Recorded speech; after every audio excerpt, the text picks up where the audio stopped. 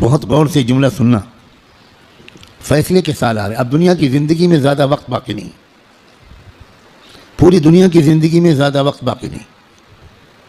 اب فیصلے کے دن آ رہے ہیں.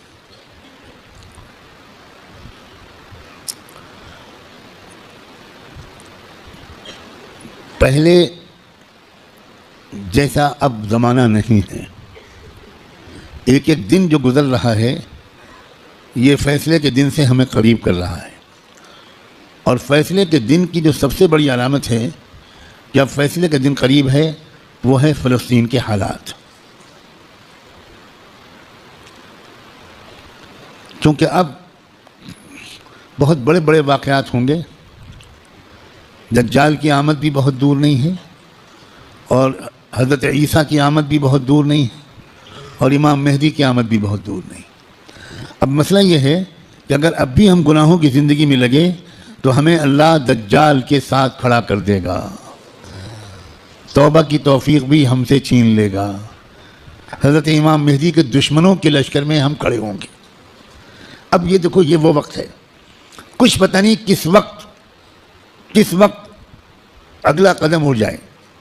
جو نشانیاں اللہ کے رسول نے بتائی تھیں آخری فیصلہ کن دور کی، بڑی تیزی کے ساتھ آ رہی ہیں. اس میں ایک نشانی یہ تھی کہ بہت بھیانک جنگ ہوگی یہودیوں کے درمیان اور اصلی ایمان والوں کے درمیان. اس لیے جو کچھ اس وقت غزہ اور فلسطین میں ہو رہا ہے اس سے ہر ایمان والے کا ایمان ہزاروں گنا ہر منٹ میں بڑھنا چاہیے، اس لیے کہ وہی ہو رہا ہے جو اللہ کے رسول بتا کر گئے تھے. جس وقت وہ آپ بتا رہے تھے اس وقت تو فلسطین میں کوئی مسلمان تھا ہی نہیں، اور آپ یہ بتا رہے ہیں کہ ایک بھیانک جنگ ہوگی، خطرناک جنگ ہوگی، یہودیوں اور ایمان والوں کے مابین ایک خطرناک جنگ ہوگی. آپ بتا رہے ہیں کہ ایک علاقہ ہوگا جہاں سچے پکے مومن جان دے رہے ہوں گے اور جان لے رہے ہوں گے، قربانیاں دے رہے ہوں گے. مسجد اقصیٰ کی حفاظت میں نوجوان جوک در جوک شہید ہو رہے ہوں گے.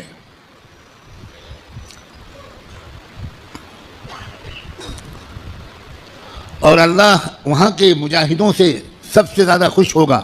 اصلی ایمان والے وہیں پر ہوں گے. یہاں تک کہ جب صحابہ نے پوچھا کہ یہ لوگ جن کے بارے میں آپ کہہ رہے ہیں سچے پکے مومن، یہ کہاں ہوں گے؟ آپ نے فرمایا یہ بیت المقدس اور اس کے چاروں طرف ہوں گے، مسجد اقصیٰ اور اس کے چاروں طرف ہوں گے. بالکل ٹھیک وہی جو کچھ آپ نے فرمایا تھا اس وقت وہاں ہو رہا ہے. ہم لوگ اسی زمانے میں ہیں. آپ اس سے خوش ہوں یا آپ اس سے ناراض ہوں، ہم کو اللہ نے وہی زمانہ عطا فرمایا جس میں ہم اپنی آنکھوں سے اللہ کے رسول کی بات کو سچا پکا ہوتا ہوا دیکھ رہے ہیں. تو اس وقت وہاں جو ہو رہا ہے اس سے ہر لمحے ایمان کو بڑھنا چاہیے ہمارے. یہ ہمارا ایمان کی مضبوطی کی وجہ. لوگ الٹا سمجھ رہے ہیں یہ جو کچھ وہاں پر ہو رہا ہے اس سے خوف اس کے دل میں آ رہا ہے جو سمجھا ہوا نہیں ہے، ڈر وہ رہا ہے جو سمجھا ہوا نہیں ہے. لیکن جو سمجھا ہوا ہے قرآن و حدیث کو، اللہ کے رسول کی باتوں کو، وہ یہ کہہ رہا ہے کہ یہی تو وہ فرمایا تھا اللہ کے رسول نے، جو ہو رہا ہے وہی ہو رہا ہے جو اللہ کے رسول فرما کر گئے تھے. اس کا مطلب یہ ہے کہ آپ کی نبوت برحق ہے، آپ سچے رسول ہیں. آپ نے اس وقت یہ فرمایا تھا جب اس کے کوئی آثار نہیں تھے. اب آپ نے جو آئندہ کے بارے میں فرمایا تھا کہ جو ہوگا، جب وہ ہو رہا ہے اور پچھلے 6 مہینے سے ہو رہا ہے، بلکہ پچھلے 75 سال سے ہو رہا ہے، جو اللہ کے رسول بتا کر گئے تھے، تو اس کے بعد میں جو ہوگا اس مقابلے کا آخری انجام، اس کے بارے میں اللہ کے رسول نے جو کچھ فرمایا وہ بھی یقیناً ہو کر رہے گا. اور وہ کیا ہوگا؟ وہ یہ ہوگا کہ اللہ کے کلمے کا بول بالا وہاں سے پھیلنا شروع ہو کر پورے عالم کی ہر کچی پکے گھر میں اللہ کا کلمہ داخل ہوگا. پوری زمین پر انصاف کا نظام قائم ہوگا، اللہ کا حکم چلے گا، باطل ٹوٹے گا، حق کا غلبہ ہوگا. ایمان والوں کو اللہ تعالیٰ عزت، حکومت، اقتدار، طاقت، غلبہ دیں گے. ان کی قربانیوں کے انعام کے طور پر ضرور دیں گے.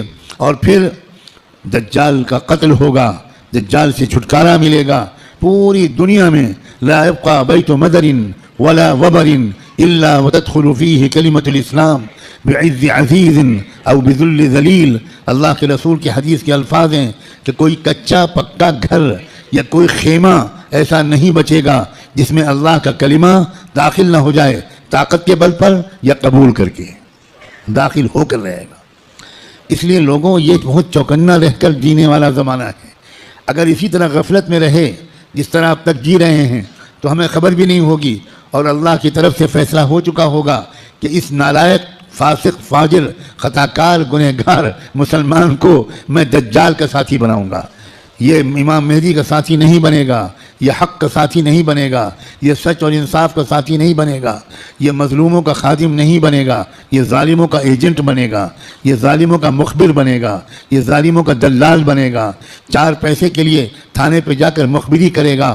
یہ فیصلہ کسی لمحے ہم میں سے کسی کے بارے میں ہو سکتا ہے۔ یاد رکھنا، میں نے اللہ کی توفیق سے اپنی بساط کے مطابق بہت لمبی بات کو چند جملوں میں سمیٹ کر آپ کے سامنے رکھ دیا ہے۔ قسم کھا کے کہتا ہوں، اس میں ذرا بھی مبالغہ نہیں ہے، فیصلے کا دن قریب ہے۔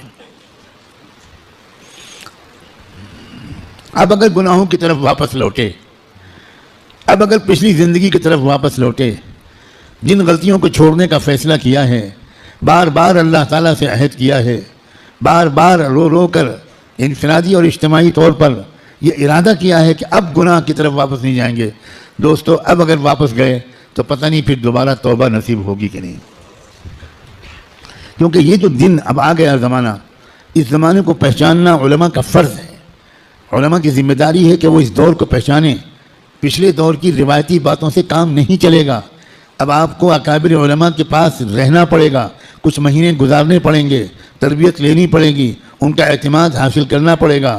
جب اعتماد ہوگا تب وہ آپ کو خاص باتیں بتائیں گے، تب وہ آپ کو اپنے سینے کا علم منتقل کریں گے، تب آپ کو وہ امانت سونپیں گے، آپ کو ایک ذمہ داری سونپیں گے کہ بھئی کس طرح امت کے عوام اور خواص کو، امت کے مردوں اور عورتوں کو، اور خاص طور پر امت کے نوجوانوں کو کس طرح سنبھالنا ہے۔ سب سے زیادہ بنیادی بات اس وقت مجھ کو اپنے سے بھی کہنی ہے اور آپ سے بھی، وہ ہے استقامت۔ اب جمنا ہے، کہو انشاءاللہ۔ اب تقوی پر جمنا ہے، اب اللہ کی اطاعت پر جمنا ہے، اب گناہوں سے دور رہنا ہے، اور جیسے کوئی غلطی ہو جائے سب کام چھوڑ کے اللہ سے معافی مانگنی، دیر نہیں کرنی، کیونکہ پل پل یہ خطرہ ہے۔ جو واقعی زمانے کے تقاضوں سے واقف لوگ ہیں، وہ ہر وقت ان کا دل اس وقت فلسطین کی طرف لگا رہتا ہے، اور اس لیے کہ وہ بار بار تازہ ترین وہاں کی خبریں جاننا چاہتے ہیں کہ کہیں دجال آ تو نہیں گیا، کہیں کوئی ایسا دعویٰ تو نہیں ہو گیا۔ یہ غفلت کے ساتھ زندگی کے دن نہیں ہیں، غفلت کے ساتھ گزارنے والے دن نہیں ہیں، یہ بہت ہوشیاری کے دن ہیں۔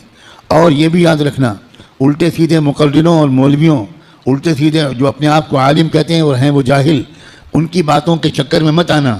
وہ طرح طرح کی باتیں تم کو بتا کر تم کو غلط راستے پر لے جائیں گے۔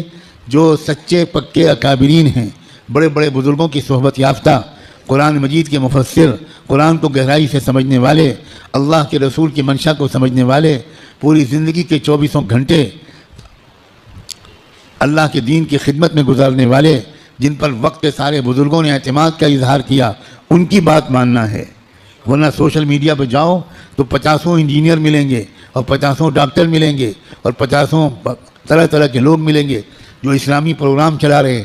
ہمارے نوجوانوں کو نہیں معلوم کہ اسلام کی ویب سائٹس کے نام سے جو ویب سائٹس چل رہی ہیں، اس میں سے تقریباً 70% یہودیوں کی ویب سائٹس ہیں، اور باقی قادیانیوں کی ویب سائٹس ہیں، کچھ ہمارے ملک کے ہندوؤں کی ویب سائٹس ہیں جو اسلام کے نام پر چل رہی ہیں، اور اس میں قرآن کا درس ہوتا ہے، احادیث کا درس ہوتا ہے، مسئلے بتائے جاتے ہیں، اور ہمارے نوجوان وہ بیچارے بجائے علماء سے جڑنے کے وہ سوشل میڈیا سے مسئلے معلوم کرتے ہیں۔